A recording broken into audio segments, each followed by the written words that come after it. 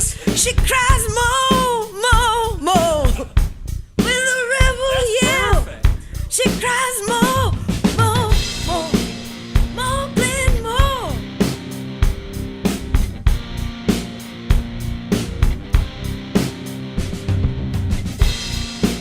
Welcome to another episode of More Glenmore Podcast. I'm your host, Glenmore. Follow me on Twitter at GlenmoreCLE. I am verified now. Finally.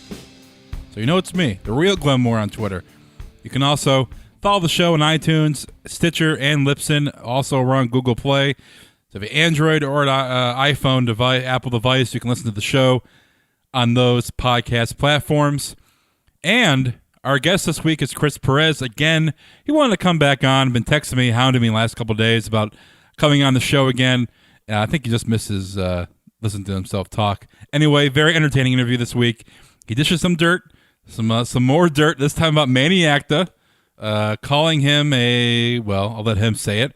And we talk about the Olympics. We talk about NFL preseason. So we talk about those things on this week's episode. Nice little interview, nice easy listening, funny interview with Chris Perez. In the coming weeks, I'll have some more interviews coming your way on the feed, and we'll be talking more frequently. We've got the Browns season coming up. I'll be doing probably a recap of each week when it comes to the Browns games and preseason. I get into it with Chris about the preseason. It's the preseason. I hate doing in-depth analysis about games where guys are, going through the motions and trying some new things. It's hard to get a real gauge on a team just from their especially first preseason game. But when it gets to about the third or fourth, I'll start doing a recap, instant reaction podcast about the Browns game. So look for that. Maybe even a preview show a few days before. I have some guests on to talk some Browns. So we'll be doing that. And also Indians, with the Indians in the thick of the AL Central, winning the AL Central as of the recording of this podcast. We talk about that as well. So we'll be talking about that in the coming weeks, in the coming months. Football season's upon us. We'll talk some Buckeyes as well. Have some interviews with some people to talk some sports. So we'll get back in the hang of things once the Browns get to the conclusion of their preseason and the Indians race even gets more hotter out at the ballpark. So sit back and enjoy this nice Sunday conversation with former Tribe closer Chris Perez.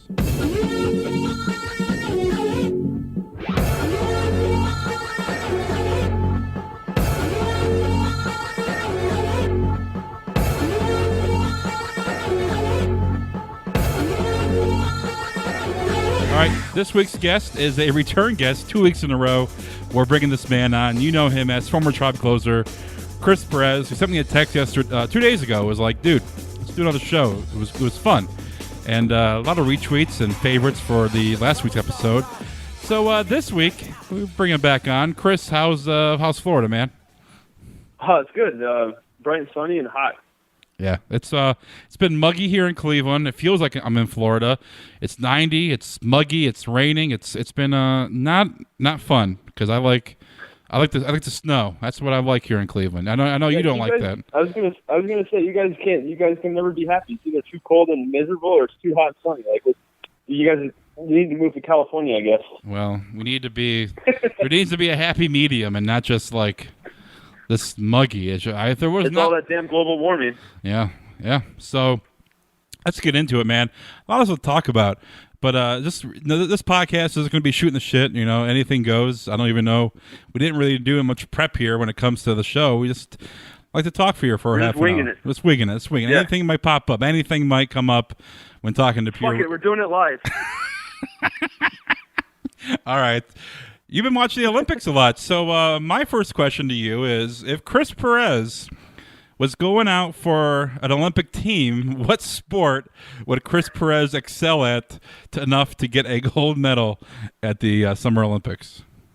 Well, I have a lot of extra time on my hands, and I think this Olympics has been the best for the coverage on TV. I think it's on like 5 different channels all day. So I've really been studying, and, I still have my competitive nature and spirit, and I still fancy myself as an athlete somewhat. So I was thinking to myself, like, what sport could I actually, put my my mind to and actually maybe make the Olympic team. And then, I thought about the usual stuff like, swimming and gymnastics, and that's out of the question. Well, hold on. I'm about 15 years past my prime on that. Okay, well, before you reveal it, I'm going to guess it. So don't say it yet. So okay. Oh yeah, I won't reveal it. I'll let you guess. Yeah. So then I watched rugby, and those guys were, the games were kind of short. I think only like 7-minute halves. But those guys, man, that's a physical sport. I don't think I'll be cut out for that too long. And then, I turn the channel, and there's other sports like, I'm watching right now field hockey. To me, that just looks like people that were good at PE back in middle school. Yeah. Oh, hey, what are we doing today? Oh, we got field hockey. Okay. So these guys look like they're, had fun in PE and wanted to play that, and that's not really my style. And then also handball. I thought I'd be good at handball because I can throw the ball pretty hard. You don't really have to dribble or anything, but then I thought it was just too much running. I don't want to do that in my retirement. So then, what do you think I'm going to say? Well, I know what you're not going to say.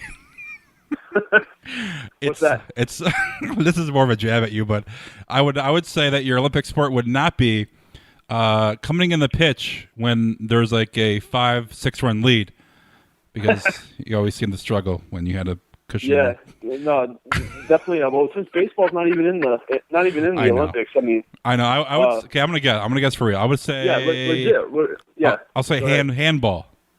No, it's too much running. See, I turned the channel on the other day and I saw badminton, and I was like, that sport's made for me. I already tower over the net. The net's only at like 5 feet, so I already have a foot advantage. I've been playing badminton intermittently since I was a little kid. The name of the little birdie thing is called a shuttlecock.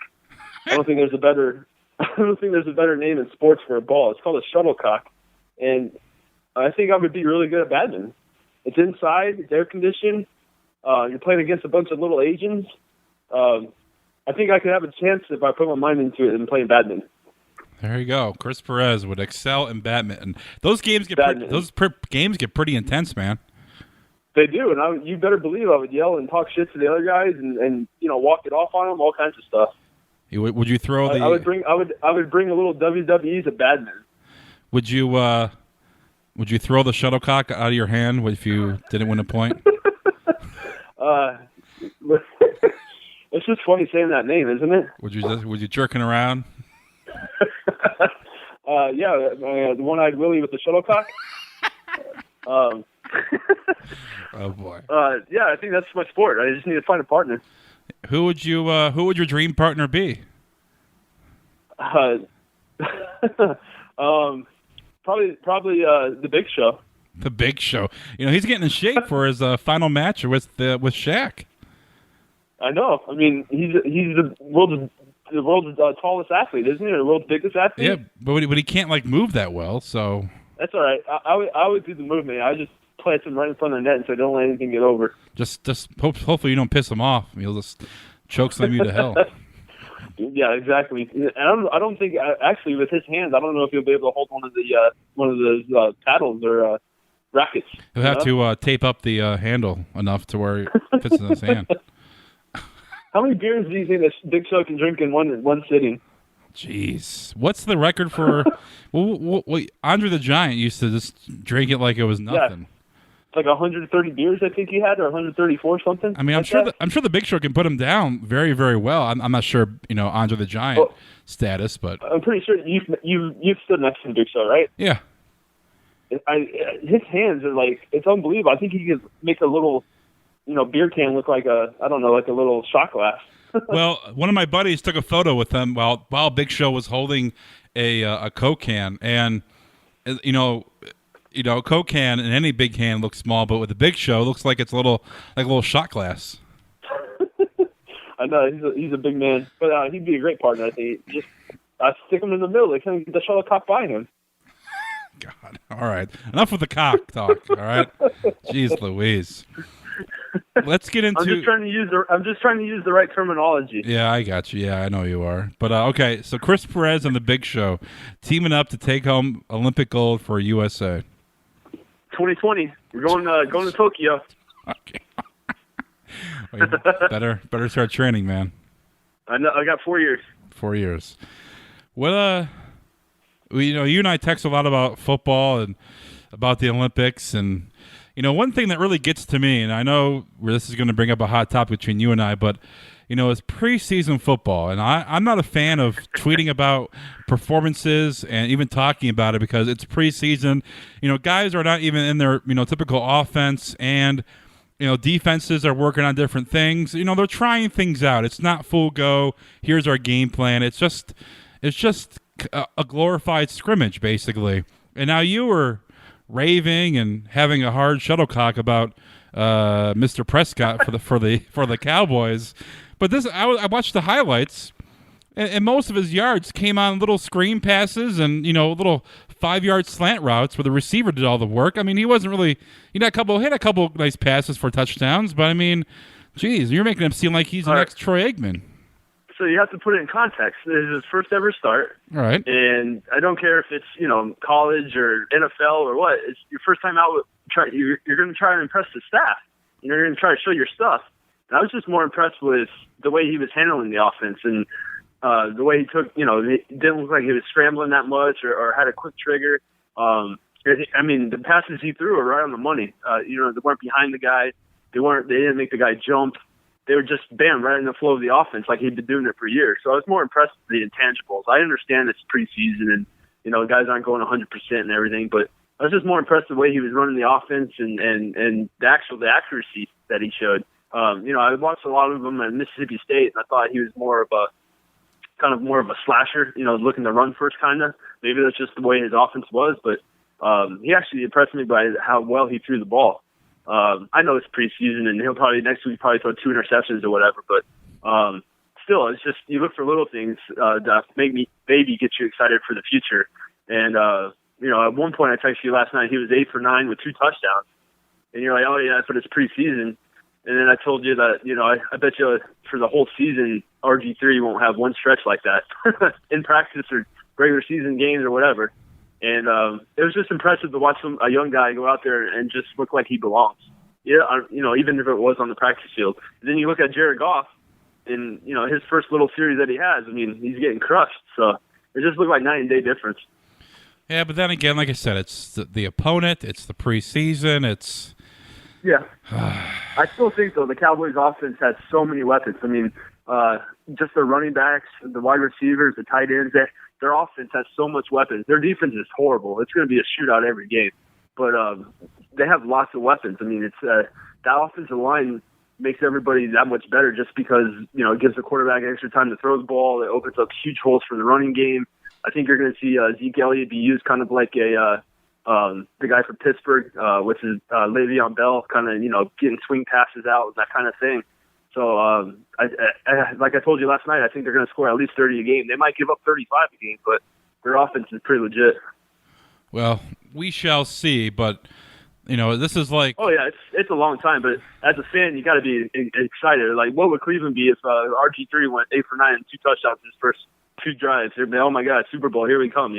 Finally we got a quarterback, right? Well, when Cody Kessler threw a touchdown pass, on Friday, everybody was going hard for Cody. So any fan base goes nice little overreaction, and it's like Nick Swisher in a spring training game, going 4 for 5 with like 3 bombs and the game winning, and then in this first spring training game, and everybody's like Nick Swisher's doing the OHIO around the bases. Yeah, I mean, it's like that. I mean, people would go nuts because Nick Swisher hit 3 bombs, but in reality, he's really only going to bat .210 and strike out 150 times.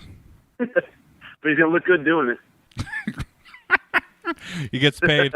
There's so much Nick Swisher. I know he's your neighbor, but there's so much Nick Swisher that I just absolutely just detest that I don't want to. Well, if you go back to our old 60 seconds of pure rage, he was always my least favorite opponent. Yeah. And then lo and behold, he has to become a teammate. That's unbelievable. Like, did you have to like? I don't know. I think Antonetti did it on purpose. He probably did.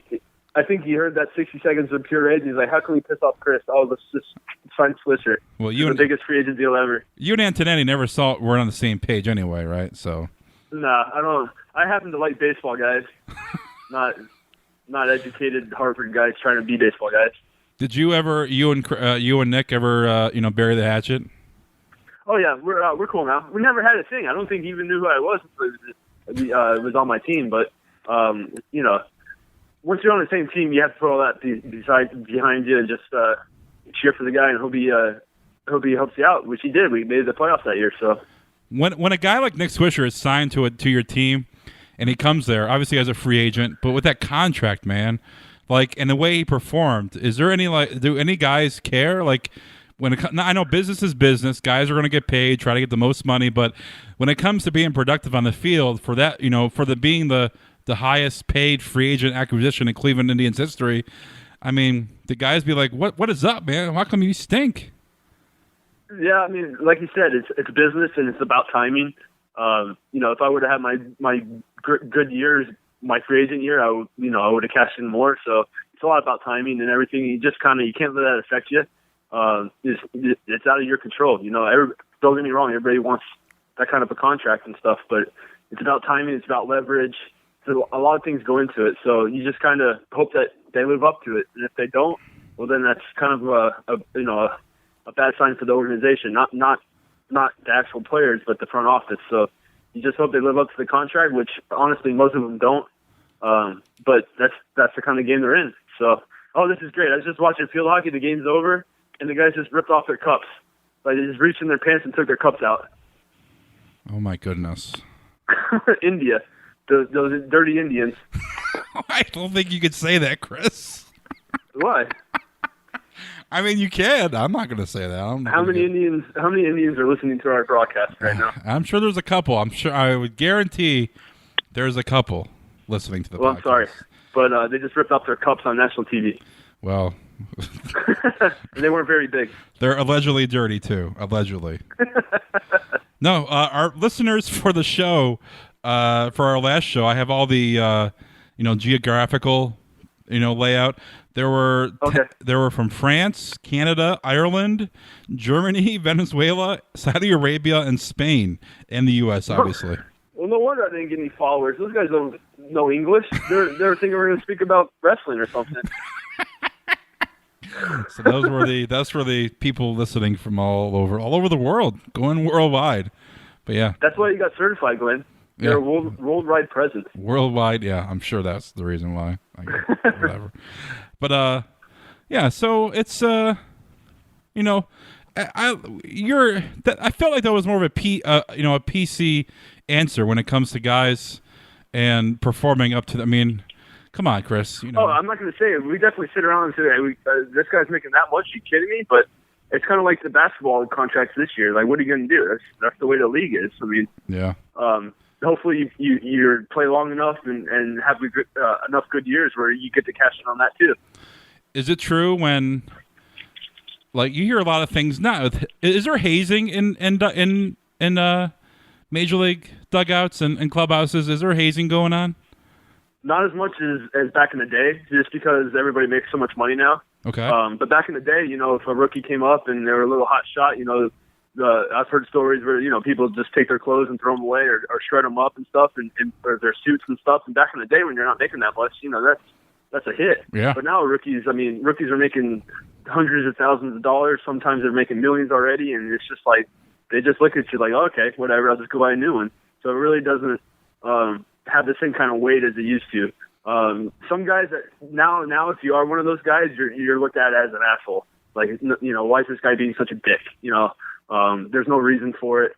When I was a rookie with the Cardinals, there was rookie rules. Like, on every road trip, we had to make sure all the veterans had enough beer on the plane, on the buses, all that stuff. It was up to the rookies and that kind of thing. But the Cardinals were kind of an old school organization in that way.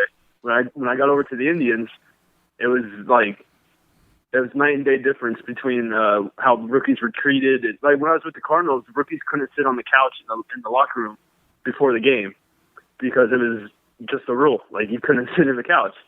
So, yeah, there's definitely some hazing, but it's gone away a lot. Well, now you see like guys wearing like having a have a girl like themed backpack or something to the bullpen or something. It's more like PC. It's more kid friendly. pranks, Exactly. then I'm sure there's some pranks going on back behind the scenes, right? Some dirty pranks. Well, usually now it's usually veterans that prank each other. Like, who can outdo each other with the prank? Like guys with a lot of money can pay for cars to get torn up, pay for it, all that stuff. So now it's mostly like veteran on veteran crime. I think guys trying to one up each other and trying to make a bigger name for themselves. Or not a name, but try to get that have that leverage over the other guy. Saying that look at the prank I pulled on you, kind of a thing. Is it set like I say it's more pranks now. I say it's more pranks than it is hazing. And I know that I used to hear of stories of like veterans when a team gets into a new city, you go to the hotel and everybody has to get their room key and everything.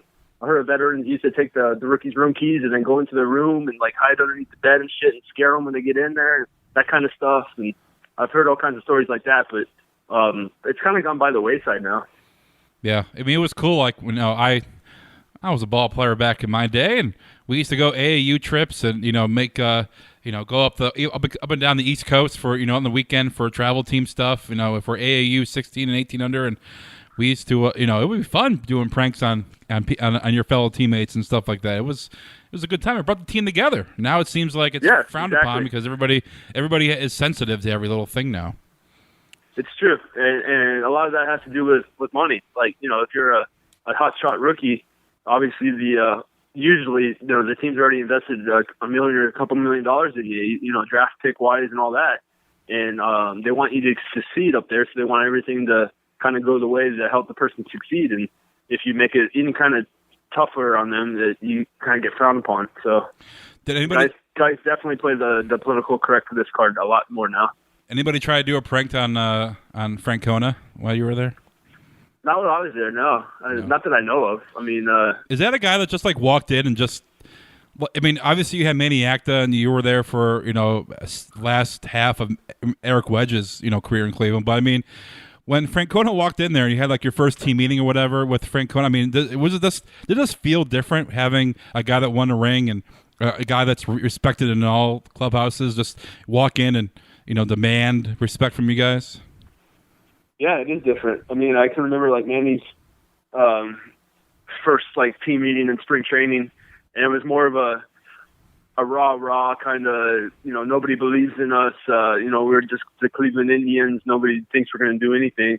And then Francona's first meeting is we're going to win. We're going to win here. We're going to go to the playoffs. We're going to have success. It's just a different mindset, and you guys can definitely tell when. I mean, anybody can tell when a leader actually has, belief behind what they're saying, or other guys are just saying what they think they should say. And that was kind of the difference between Tito and Manny. Plus, Tito's, accolades speak for themselves. So definitely you have the respect before he even walks in the door about what he's done and what he's accomplished in the game. And with Manny, not to say that, he wasn't a good guy or anything, but he just felt phony. He felt like he was saying what he had to or what he thought people should think he should say, that kind of thing. Manny Acta was, I don't think a lot of people, I mean, at least media, he was a good guy in the media and whatnot, but just seen as a manager, just, when you have Terry Francona and you recognize what a real manager is and who he is and the accolades, you kind of review like a guy like Wedge, who won here in Cleveland a little bit, and then Acta, who it just seemed like he was giving up towards the end. I mean, not purposely, but it just felt that way. Was there any kind of thing with that in the clubhouse that, as players, what is Acta doing? Oh yeah, I mean, you want to give the guy the benefit of the doubt. So when he first got over there, he had a terrible tenure with Washington. I mean, they were the worst team in the league forever, or not forever, but while he was there. And then he comes over here, so you want to give the guy the benefit of the doubt. And then, the first couple of years don't go our way, and kind of see how the guy is. And I remember one story. I think it was 2012, right before he got fired. I think it was maybe June or July, and we were in Kansas City. And the night before, it was a close game, back and forth, and we were down by 2 runs in the 8th or 9th inning, and we had a couple guys on. Maybe it was first and second with 2 outs, and somebody hit a double. And the guy on first was trying to score to tie the game. And it was a bang-bang play at home. and the umpire called him out, but it looked like he had beaten the throw. And, you know, everybody in the bullpen and everything were like, come on, like, he was safe, and, like, all that stuff. And we're looking towards the dugout waiting for Manny to come out and argue, you know, at least to just ask, like, what did the umpire see or something. And he didn't. He just did his, you know, had his usual arms crossed in the dugout with that stupid face looking that he usually had. And so the next day, we ended up losing the game or whatever. It might have been like our 7th straight loss or something. I don't remember. And the next day, we get to the park, and it says team meeting at like 3:30 before BP. Team meeting, closed doors, which means just the team, no trainers, you know, just the team and Manny and the coaches. And basically, his whole meeting was he's not going to argue calls because it doesn't affect the outcome. They've already made their call. They're not going to change it. So why should he argue? And basically, that pretty much told all of us that he's a big pussy. You know, it doesn't matter if it's not going to change the call. At least you're out there fighting for your team, showing that you care, that you give a shit, that you're not happy that we're losing. You know, how many times back in the day before instant replay did you see a manager come out and just get thrown out to try to fire up his guys? You know, just try to get some life on the team. Like Bobby Cox did that all the time, and it's kind of gone away now with instant replay and everything. But I mean, that was a part of the game, and it was just like the ultimate nail, in my opinion, in his coffin. So he's like, you know, I've heard from, you know, I've heard it through the grapevine that you guys are mad at me for not arguing that call last night. And he looked at us and goes, I'm not going to argue calls. It doesn't get us anywhere. It's not going to make us win more games. It's not going to help us out. It's not going to make the pitchers throw more strikes. And it was just the whole premise of it. It was like, all right, this guy's, you know, he's like a Mickey Mouse coach. That's what I call him. You know, it's just like Mickey Mouse. It's just like little league stuff. Like, he's more worried about, you know, being a good teammate and not showing up the umpires. Where it's like, we're in the big leagues, man. Like, it's not about being a good teammate. It's not winning. It's about, you know, if something goes against you, you should like stand up and yell and whatever. And so that was probably one of the worst team meetings I've ever been a part of. And around, I'm looking at the schedule from 2012 around this time, and you guys were around 500 at the time. So you know, and I think it was you said July. Yeah, you guys were hovering around 500 for the longest time. You know, until August when you guys lost 14 out of 15, and then, you know, kind of put the nail in the coffin. But I mean, is that a good stretch? Not many save opportunities when you lose 14 out of 50. Let me tell you. No. Well, it looks like you lost a couple of games there too. So. Oh well, I didn't want to piss off the umpires. I can't believe that. I mean, arguing it with umpires. I mean that. I'm sure, you know. It goes hand in hand. It goes hand in hand with baseball, right? I mean, you know, rocket science. You know, umpires aren't going to be like, oh, you're coming out to argue. We're going to change the call. It's the principle of doing. I mean, guys have been doing it since the first baseball game ever. I mean, arguing calls. It's the principle. It's the principle, and it puts something in their mind. You know, like maybe the next call will go your way. You know, yeah. If an umpire knows that, oh, that manager over there is not going to say a word, I'm just going to bang him out. You know, I'm going to call him out. And if fires a guy, you know, fires you guys up, because if Acta gets tossed, you know, for doing something or saying something, I mean, it gets a little bit of adrenaline going. And it can fire a team up than just, you know, sitting in the dugout with your arms folded. Exactly, and it also shows that you care about your team. Like you recognize that your team's trying their hardest to win, and you know the whole team. I mean, the whole team was like the guys that were in the dugout were on the top step with their arms up. Like, you got to be kidding me! Like, he was safe, you know. And then you look at Manny, he's just head down, arms folded, just, you know, being the tired actor that he was. It's you know, Lou Piniella, you know, come out and get Bobby. A lot of managers. Even Joe Torre, who's like, you know, universally loved as a great manager. He would come out and argue, like when he thought he should. It's just part of the game. Jeez. But I guess it wasn't any of those coaching books that Manny read. Maybe it was, you know, Antonetti coming down and saying, "Hey," or Shapiro saying, "Doesn't look good for our image when you have a manager." I wouldn't put it past them. Harvard guys trying to be baseball guys. All right, that's a good story. That's mind-boggling that would happen, especially behind closed doors, and a team-only meeting just for that. That's pretty astonishing. Basically, yeah, team. Other veterans on the team. I don't remember who was on the team. They're just like, "What the hell was that?" Well, it makes me as a player want to go out there 4 days in a row as a pitcher put my arm on the line for the team when I know our manager doesn't give a shit. Yeah. It's just little stuff like that. I mean, you guys are busting your ass every game, and here's your manager. What's the point of being? What's the point of being a manager? Just filling out the lineup card, and that's it. Yeah, so you put the lineup card that the front office gave them. That's the point of managing Manny Acta style. Jeez, I mean, a lot of that team. Obviously, it was 4 years ago, but a lot of guys are on that team are still on the team. You have Santana, Kipnis, Brantley still on the team. You have Lonnie's still there. Going through the list. Yeah, the core, pretty much the core. I mean, you guys added some guys, but pretty much the core of the guys. Tomlin for sure. Cody.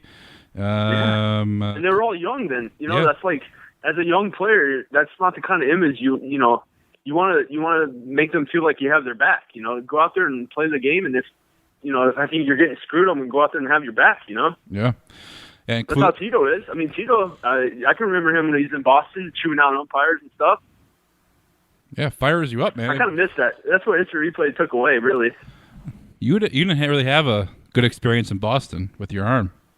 What happened? Your oblique? Oh, no, oblique was spring training. Boston was my shoulder. Yeah.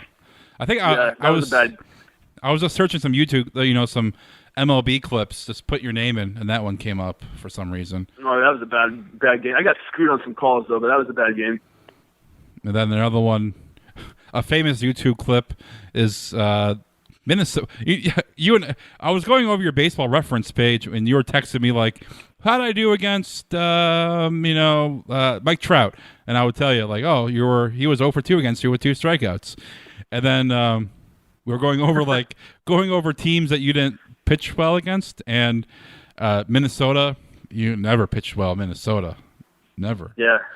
I don't know what it is. It must have been I don't know. I don't know why. I always slept good there. I had good times in Minnesota. I don't know why I never pitched good there. Slept good there? Are there cities that you didn't sleep well in? Oh, yeah. There's other cities where you're going out all the time and not sleeping. Oh, jeez. Like Toronto.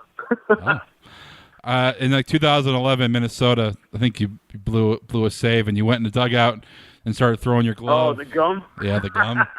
I remember that. I was so pissed because my college roommate hit a broken bat walk-off against us, and we had Luis Valbuena playing left field. What a joke we had. We were a joke of a team. There's fucking Luis Valbuena playing left field, and he broke back on the ball, and it landed right in front of him. 2 guys scored. Oh, thanks, Luis. Luis Valbuena. It's good to have. I used to call him Val Malo. Why? Why'd you call him that? Well, because Valbuena means bueno means good, so he was terrible. So I said Val Malo. Malo means bad in Spanish. Guys, I think managers like having guys that can play multiple positions. He couldn't play multiple positions. He was freaking terrible everywhere. He was pretty awful. He went to the Cubs. He's still playing, though. He's still playing in Houston, though, so he must be doing something right. He's still playing? Yeah, he's with the Astros. You mean teams are still paying this guy to play? I don't know. Yeah, man, he must have some pictures on somebody. Yeah, he is. He started in 2008, and he's still playing. He's batting .260, has 13 homers and 40 RBIs this year. Fuck. He must be, somebody should test him. Yes. He's played in 90 games. Yeah, I mean, wow. I know. He had 20. Little engine that could. He hit 25 bombs last year. I know. You're telling me. I know. Jeez. He was one of my worst teammates I ever played with. He cost me 2 saves. Do you remember this? I think it was 2011. We were playing the Blue Jays early in the year, and we had a lead, 2 outs, 2 guys on, usual CP stuff, and routine ground ball right to Luis Valbuena playing shortstop. And guess what? It goes between his legs. Next guy, 3-run bomb. Indians lose. Jeez, he's making 6.1 mil this year. Oh God, America's a great country. He made 4.2 mil last year. So for 25 bombs for 4.2 mil, that's not bad. Not bad bargain for that. That's not bad. No, it's good production. Mm-hmm. I mean, he figured something out. And here's the topper. He hit a home run off me last year with the Dodgers. Fucking wanted to kill myself. You see? I told Melanie it's time to retire about going to hit a home run off me. Oh, Luis Valbuena. I thought he would be long. I mean, I don't remember him with the Cubs, but I figured he would be long gone. He was with the Cubs in 2014. He was with the Cubs and hit a bomb off me at Dodger Stadium. Yeah, I wanted to crawl in the hole and die. His last few years, he had 224 last year, 249 year before. Then he had years of 193 with the 2010 Indians. In 2000, that's why I call him Val Malo. How bad can you be? And then, 2011, his first real full year. Well, his second full year. His third.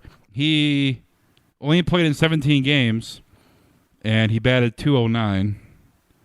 And then 219 He must for have the gotten Cubs. LASIK surgery or something. Dude, something. I mean, 38 bombs in 2 years. I mean, that's good production. God bless him. God bless him. Luis Valbuena. Oh, jeez. And he's a free agent, so he's a free agent, so somebody's going to pay him. I hope he comes back to Cleveland and becomes Don Malo again. Well, we all know Cleveland is all about having guys that can play third base and right field and left field and multiple positions. Yeah, I mean, Jose Ramirez is doing a good job for you guys. Jose and Lonnie, third base. When Big Lon. Big Lon went to from third base to the outfield. Then Michael Martinez, who is a stiff, but he's not eligible to play in the playoffs, but he's still getting playing time. For some reason, he plays everywhere. He's awful in right field, but I think he played second base last night to get Kipnis a night off. But yeah, is he not eligible to the playoffs because he got busted? I think so. I think that he's not. So he can't play in the playoffs, but he's playing in crucial games, especially here in August when it comes to the Indians. It makes sense. Why not? It makes sense. Yeah. So I mean, and there's that's a big blow losing Brantley for the year. Yeah, it's I heard previously, last few months that Indians were just kind of sugarcoating his status. And, I think finally it just, Francona said on 2 days ago that Brantley looked good against the pitching machine. Like he could go play that day, but when he faced live pitching, that's when it started hurting. What's the difference between facing live pitching and a machine? You're still doing the same motion of. Is it just? Well, the machine's just throwing straight balls, so maybe when he has to get down a little bit to hit a curveball or slider, maybe that made him affected. I don't know. Maybe Francona was just trying to, bullshit the media. Who knows? Yeah, that happens a lot. But not with not just Francona. Francona. People know. Not just Francona, but it's everything. Around sports in general. Yeah. Bullshit the media. Basically, athletes and coaches take the stance where less is more. The less you give the media, the better. Yeah. So I kind of took the opposite approach. I was like, I give the truth. Even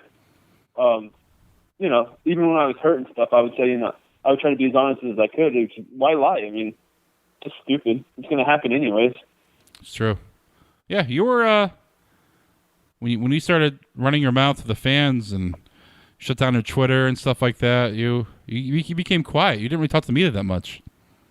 No, I didn't talk to them at all. Especially Hoynesy. No, don't even say anything bad about the great Hoynesy. Don't even. Why? Okay, I won't. What's wrong with Hoynesy? What is wrong with Hoynesy? Okay, well, it wasn't really him. It was Sheldon Ocker. Remember him? I think yeah. Akron Beacon Journal. Yeah. Yeah. He's gone, right? He thought he was running for the New York Times or something. I think he retired though. Oh, he did. After that year, I gave him so much shit. Nah, I think he was going to retire anyway, not because of you, but. Well, he mailed it in years before that, so. Yeah, but you would talk to a few. I know you talked to me, and then you would talk to Zach Meisel. You would talk to him. Yeah, Zach was good. I like confident reporters. Yeah, guys that and like with you, even before you became an all-star, we did those videos and whatnot. So I talked to you before then. Then everybody started talking to you when you were an all-star and you were a good quote. So, I was with you. I was with you from the beginning. I know where my friends were. There you go. We're looking at your toy cars by your locker. Anything else? Anything else, man? We're going over half an hour. Man. No, this is a good podcast. Hopefully, you get some good feedback from your foreign friends this time. Yeah. Maybe some people in Vietnam are listening. I don't know. I have no clue why people in in the UK were listening to the show, but I mean, it is what it is. Maybe they're subscribed to the. There's Indian fans everywhere because of Major League. There is, but they're gonna like you. You calling Manny Acta a pussy, so they're gonna like that. So perfect. Hopefully, it gets back to the Dominican. I'm sure he'll deny it. Deny that meeting whatsoever. For sure. So you're trying to get more followers on Twitter. So let's follow Chris on Twitter at Hurricanes43. Right? That's it. Yeah, that's the. Yep, Twitter. That's me. Yeah. So I'm not verified. I'm not verified, but it's me. You're not verified like me. So. I just tweeted the guy that stole my old handle. Hopefully, he gives it back to me. I mean, but 43 is your like number, right? So let's do Chris Perez 43. I think it was taken. Oh, someone's just trolling you. So I'm not sure. So, yeah, Chris is a good follow. So I know some Indians fans, want to hear dirt, whatever. But I mean, Chris you ask me questions, I'll give you some dirt. But I am a good follow. Thanks for the plug. Hey, no problem. So Hurricanes 43 is Chris. I'll obviously tweet it out with the link to the show, and you guys can subscribe on the iTunes and Stitcher and Google Play. The podcast is everywhere. So, guys, make sure to listen before. And I'm sure Chris will be on again very shortly, especially with football season coming up. Hey, should we do another football pick'ems thing going on? Yeah, that was fun. That was good. We had Michelle Beadle. Sure. We had Lawler. We had Miz. We had did I say Michelle? Yeah, we had who else? Jamal Anderson, Matt Eisman. We had a nice little list of people in this football pick. I think I won the last year. Who won that? I won the official last year. The last year we did it. No, who won the one when I was in it with Lawler and all them? Who won that? I forget. I was in that too, dude.